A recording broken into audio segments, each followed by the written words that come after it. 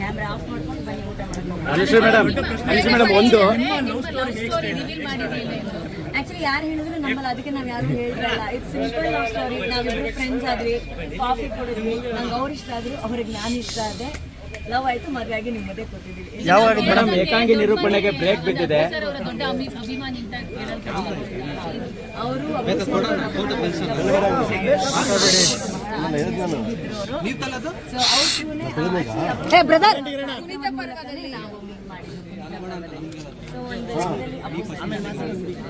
Roshan sir, ನಿಮ್ಗೆ ಯಾಕಂದ್ರೆ Anushree madam first ಪರಿಚಯ ಆಗಿದ್ದು ಅದೇ ಯಾವಾಗ, ಸೊ ಜರ್ನಿ ಹೆಂಗ್ ಸ್ಟಾರ್ಟ್ ಆಯ್ತು ಈ ಅಂತ ಅಲ್ಲ, ನಿಮ್ ಕಡೆಯಿಂದ ನಿಮ್ ಬಗ್ಗೆ ಪರಿಚಯ ಕಡಿಮೆ ಇದೆ, ಅದಕ್ಕೆ ನೀವು ಮಾತಾಡಿ.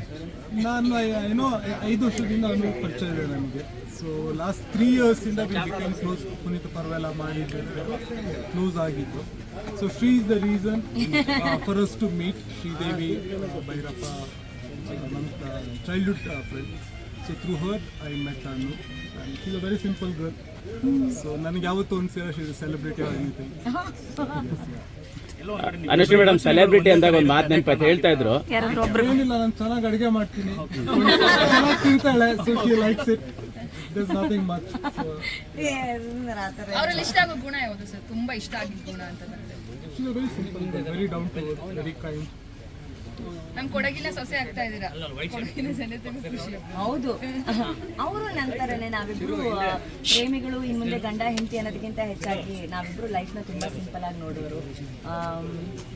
ಚಿಕ್ಕ ಚಿಕ್ಕ ವಿಷಯಗಳನ್ನ, ಚಿಕ್ಕ ಚಿಕ್ಕ ಸಂತೋಷಗಳನ್ನ ತುಂಬ ಇಷ್ಟಪಟ್ಟು ಸಂತೋಷ ಪಡೋರು.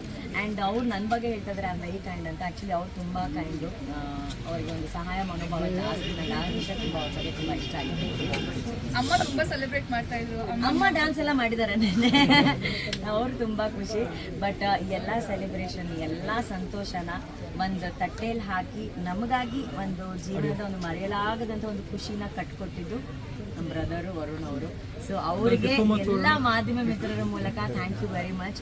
ಮದುವೆ ಮಾಡಿಸಿದ್ದಾಗಿರ್ಬೋದು, ಈ ಸುಂದರವಾದ ಅರೇಂಜ್ಮೆಂಟ್ ಆಗಿರ್ಬೋದು, ಮಂಟಪದಿಂದ ಹಿಡಿದು ಪ್ರತಿಯೊಂದು ಕೂಡ ನನ್ನ ಬೆನ್ನ ಹಿಂದೆ ನನ್ನ ನೆರಳಾಗಿ ಅಪ್ಪು ಸರ್ ಪರವಾಗಿ ಇವ್ರು ನಿಂತು ಮಾಡಿದ್ದಾರೆ.